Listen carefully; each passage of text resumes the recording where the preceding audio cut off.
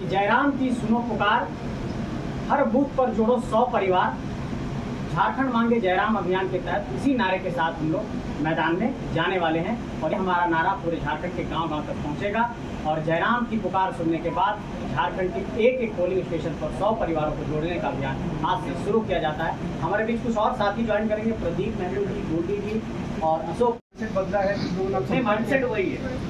Alliance के लिए बहुत सारी टीमें आई हैं और जो प्रभारी बन के आ रहे हैं उस केबिन में भी उस बैठ कर हमारी चर्चा हो रही है हमारे नाम पर। लेकिन जो मन हम लोग बना लिए हैं, जो ठान ली, वाली बात है कि आज तक लोग झारखंड को ना समझे हैं, न झारखंड आंदोलन करने के तरीकों को समझे हैं, न झारखंड अलग हुआ क्यों उन कारणों को समझे हैं।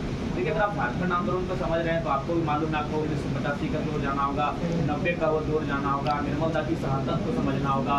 उस समय जो परिस्थितियाँ थी झारखंड राज्य में, विशेषकर जो इंडस्ट्रियल बेल्ट जिनका उत्थान हो रहा था, माइन, उन क्षेत्रों को समझना होगा। देखिए, ये चीज़ सच्चाई है, झारखंड भले आज 24 जिला हमारे पास है, लेकिन 7-8 जिले ऐसे हैं जिनको झारखंड राज्य नहीं चाहिए था, कोई मतलब नहीं था। तो इसलिए फटाफट आज भी लोग समझे नहीं झारखंड। तो इसीलिए हमारी आइडियोलॉजी है भैया, हम लोग आइडियोलॉजी के साथ चलेंगे। हम लोग एक प्रयास करने आए हैं। तो आज देख सकते हैं, आज यही झारखंड मुक्ति मोर्चा है और इसके संस्थापक के फोटो तक नहीं उस पर ना। जयराम जी, अभी किसी पत्रकार साथी ने पूछा कि उनके व्यूअर ने कोई कमेंट किया है, तो कौन सा सवाल? चाहे हम जेएमएम की बात करें, नहीं मेरा बात चाहे हम जेएमएम की बात करें या भाजपा की बात करें, हमेशा से उन लोगों ने जनता मतलब आप तो क्या हुआ, कहीं भी नहीं कि व्यूअर आपका 18 साल प्लस का, लेकिन उसकी बौद्धिकता भी है कि नहीं है।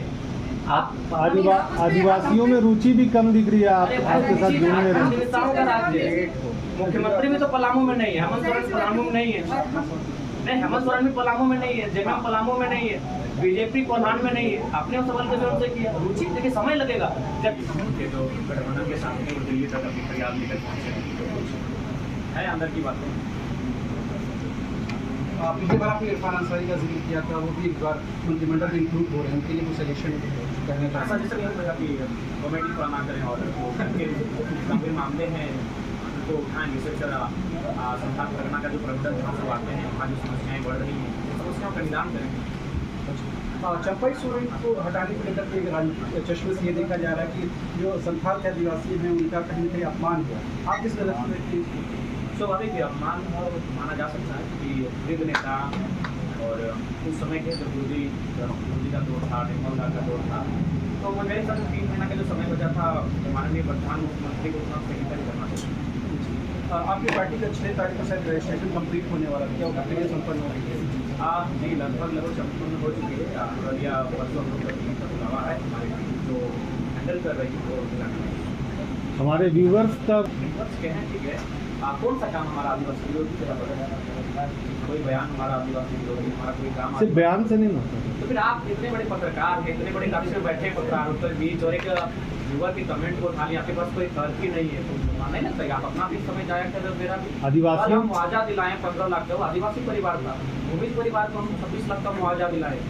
कोई काम बताइएगा तब ना, ऐसे कोई व्यूअर मैंने कोई फेसबुक में कोई लिख दिया, आप उसको गंभीर रूप में सवाल ले आपके। देखिए, वो तो सवाल वहाँ से आ रहा, स्थापना भारी मात्रा में जमीनें ली गई और जब तक 1950 के नोटिफिकेशन नहीं आया तब तक फिर झारखंड में जमीन का लूट खसोट नहीं हुआ था। लेकिन जैसे फिर 1950 में उनको नोटिफिकेशन से बाहर किया गया, सिंदूरी कारखाना लगता है, BSL लगता है और ऐसे अनगिनत कारखाने झारखंड में लगते हैं। शायद HEC उसी पीरियड का होता है, हिंडाल्को उसी पीरियड का होता है। तो ये मामला जो है ना, वो सिर्फ और सिर्फ जमीन का मामला था। इसलिए हम चाहेंगे कि उनकी ज़मीनों को सुरक्षित करने के लिए। और देखिए, भारत एक संवैधानिक देश है, इस देश के संविधान के आर्टिकल 48 में पशु पक्षियों को संरक्षण की बात है, वन्य जीवों को ये संरक्षण देता है, वन्य जीवों का ये ख्याल करता है। क्योंकि इंसान है, एक ऐसा रूल लेके आए, या ऐसा विकल्प लेकर आए, एक ऐसा कॉलम लेकर आए कि विवाद ना हो, इनका विवाद ना हो और इनका सम्मान भी बच जाए, इनका अधिकार भी मिल जाए, संरक्षण मिल जाए। हमने तो स्पष्ट कहा है कि हम लोग जब जाएंगे तो एक जिस प्रकार से एक नया अचानक EWS का कानून आया, हम लोग एक न्यू कोई कॉलम लेकर आएंगे और ये विवाद का समाधान करेंगे। तो किसी ने कहा मातो विरोधी, किसी ने कहा मुस्लिम विरोधी, किसी ने कहा स्वर्ण विरोधी है, तो कैसे है बताइए ना। हम सपने में जान रहे हैं, हमने कब विरोध किया, मेरा कौन सा स्टेटमेंट है? गजब हाल आप करते हैं, बताइए कहाँ हमने विरोध, क्यों विरोधी है, कैसे विरोधी है? तो वही तो हमने पूछा कि क्या आपके पास कोई तर्क है, कोई आर्गुमेंट है? अरे सवाल देखिए, सवाल विरोधी का सवाल आया है, दूसरा सवाल होता हम बात करते हैं। आपने कहा विरोधी कैसे, मेरा कौन सा स्टेटमेंट है? हम भी आपको कहते हैं आप हमारे विरोधी हैं, तो कुछ भी आप पीली की देखिए कुछ हर सवाल का उत्तर पहला बात है कि फर्स्ट टाइम आप भी जानते हैं कि फर्स्ट टाइम झारखंड में कोई लीडर है जो सवाल पे स्किप नहीं करता है। तो जब हम अपने सवालों का उत्तर दे रहे हैं तो ऐसा नहीं कि आप कोई भी बेतुका सा मतलब अगर कहीं सवाल उठ गया या तो छुट्टी कीजिए। सबसे बड़ी बात है कि हमने पहले क्या है कि जब हम लोग तय करेंगे तो अपने जनता के बीच बैठेंगे और उसके बीच जो राय शुमारी है उसके बाद हम तय करेंगे। तो जब हम जनता के बीच बैठेंगे तो क्या वो जनता संख्या नहीं होगी? मैं सर आंदोलन के 225 की संख्या सहायक पुलिसकर्मी है। आज लोग हालत है कि आपको आप आंसू आ जाएंगे। लोगों ने अपना वर्दी बदल करके विधानसभा के अंदर परिसर के अंदर गए, अपनी वर्दी को चेंज किया, रोना धोना किया, सिर्फ उनको मौखिक आश्वासन दिया। आप क्या लोगों को कोई आश्वासन नहीं की समर्थन वगैरह है कि? देखिए संजय जी गए थे, हमारे तमाम साथी जा रहे हैं, उनके साथ समर्थन दे रहे हैं। हम भी सुबह जाने वाले थे, उन्होंने खुद कहा कि हम नहीं है जाएंगे अच्छी बात। और यहाँ तक कुर्मी समुदाय का मांग है, ये आज का नहीं है। जब हमारा जन्म नहीं हुआ था, हमारे पिताजी का जन्म नहीं हुआ था, जब से 1950 में बगैर नोटिफिकेशन के उनको शेड्यूल ट्राइब जो उसमें प्रिमिटिव ट्राइब होता था वर्जिन के नाम से, उस समय शेड्यूल ट्राइब नाम नहीं था। तो उस समय हम लोग सूचीबद्ध थे, बकायदा हमारा सेंटी में सारी चीज़ें आ रहा। ऐसा नहीं आज आप आदिवासियों के बीच हम लोग ऐसा बात नहीं, हम लोग दूर में रहते हैं। उनका भी कहना है आप ट्राइब हैं, कौन कह रहा है कि आप ट्राइब नहीं, बस शेड्यूल मत है। उनको इस बात का डर है कि जो 26% का रिजर्वेशन है उसमें उनको लग रहा है कि मतलब हम लोग का मैंने आपकी एंट्री होगी तो हमें हमारा हक अधिकार वंचित होगा। तो उस पर हमने स्पष्ट कहा है कि इसी देश में 2016 से पहले कोई ऐसी व्यवस्था नहीं थी कि जो लोग रिजर्वेशन का लाभ नहीं ले रहे हैं वे लोग आएंगे। लेकिन अचानक 2016 में बिल आता है EWS के नाम से, पूरा देश उसे स्वीकार भी करता है। तो मेरे कहने का तात्पर्य पहला बात है कि इस मांग से आपको देखना हो कि हमारी जो मांगे हैं वो आरक्षण की और संरक्षण की। इसलिए संरक्षण की मांगे हैं कि हमारा जो कौम है उस कौम का उत्पत्ति हुआ है कुड़ुम सबसे, कुड़ुम यानी कुड़मी।